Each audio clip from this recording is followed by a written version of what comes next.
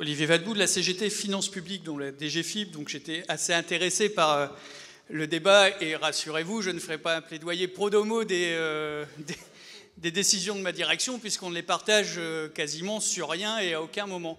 Par contre, il y a clairement quelque chose qui se positionne aujourd'hui, c'est qu'on a des instruments publics d'administration, d'outils, et ce qu'on voit bien, c'est qu'on n'essaie jamais de les mettre en synergie.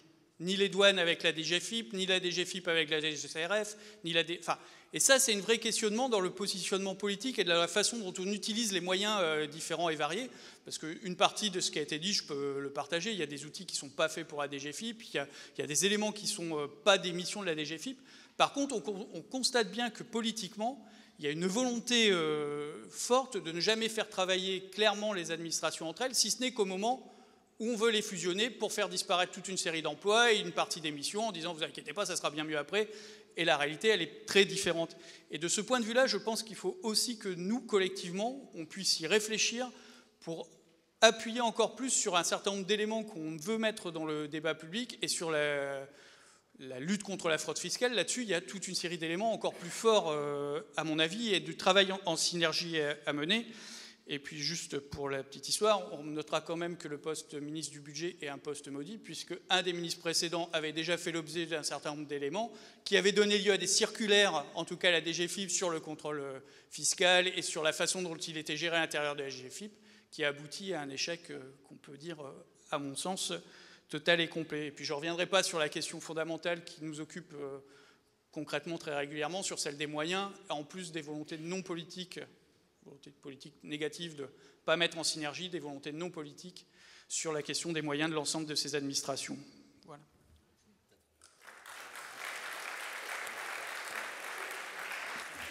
Tiens, prends celui-là. Hein, il marche pas.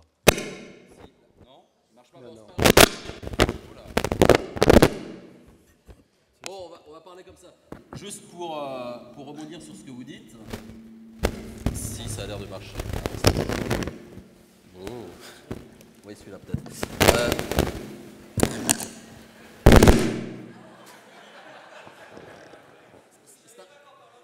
un gag, là. Non, mais... Monsieur Bézard. D'expérience, la synergie, quand ça vient d'en haut avec des notes administratives, des doctrines, etc., ça ne fonctionne pas.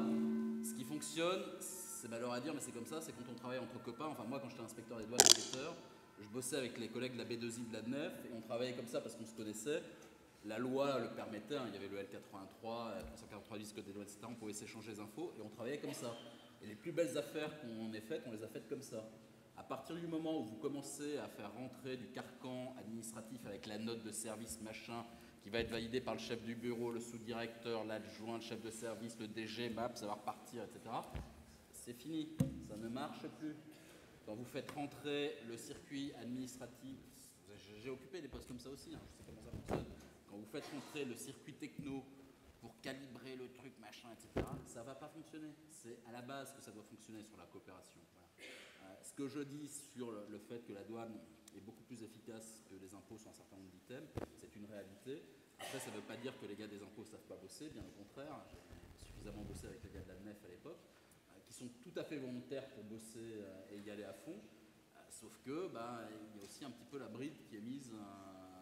Non, on les tient, les gars. Hein, c'est pas...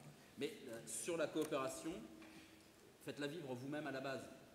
C'est à la base, quand vous travaillerez avec les collègues des autres administrations, que ça marchera. Si vous attendez d'avoir la note de la division, machin, etc., je ne sais pas comment ça s'appelle la DGFiP, mais si à la douane, ils attendent d'avoir la note de la division D, D2 ou D3, mais c'est les D3, ça ne trouve pas trop. Ils disent ce qu'ils peuvent faire, hein, bon, ils sont encore demain. Donc voilà, c'est juste le petit rappel, un petit peu de carrière administrative et d'expérience en la matière. Ce qui fonctionne, c'est à la base, c'est bien souvent pas tous les 5 ans. Son salaire, c'est On va prendre une dernière intervention avant la clôture. Bonsoir, je prends la parole pour défendre ma profession. Je suis avocat. Je m'appelle Claude Dumont-Bégui et vous avez parlé 2 fois de l'affaire Bettencourt et vous avez omis de parler de l'affaire Wildenstein. Alors je viens témoigner ici parce qu'effectivement, nous avons tous à travailler ensemble de manière autonome, en coopération avec l'administration fiscale que j'ai sollicitée par l'intermédiaire des différents ministres qui ont en fin de compte, dans cette affaire, déposé plainte pour fraude fiscale contre M. Guy Wildenstein. A priori, sur cette affaire-là, il y aurait entre 1 et 2 milliards d'euros à récupérer. Je suis intervenue encore récemment auprès du ministre M. Cazeneuve. Il est important de pouvoir intervenir en amont parce qu'effectivement, lorsque vous avez des redressements de cet ordre-là, il est important également de pouvoir prendre des mesures conservatoires qui permettent effectivement d'être certain de récupérer les dites sommes. En l'espèce, l'organisation d'insolvabilité, l'utilisation des paradis fiscaux, l'utilisation des ports francs est au cœur de cette affaire. Et j'avais demandé dans différentes plaintes auprès des juges d'instruction, effectivement, qu'il y ait une coopération active et une intervention active des douanes. Donc les douanes ont un rôle fondamental à jouer sur, évidemment, ces flux financiers majeurs et opaques. Elle a un rôle également, vous ne l'avez pas cité, mais je me permets de le faire, pour le trafic d'œuvres d'art. Et donc, vous avez un rôle technique, pratique, fondamental. Et je crois qu'il faut partir de choses au quotidien, pour chaque avocat de faire son travail, pour chaque magistrat de faire son travail, pour chaque agent public de faire son travail. Et je ne pense pas que ça soit effectivement des constructions dans l'absolu qui puissent résoudre les problèmes, mais c'est que chaque citoyen a sa place, en conscience, fasse ce qu'il a à faire pour lutter contre effectivement la fraude et ce parasitisme de l'économie internationale. Voilà. Bon alors, on va prendre malgré tout une dernière intervention ici, qui promet d'être toute petite.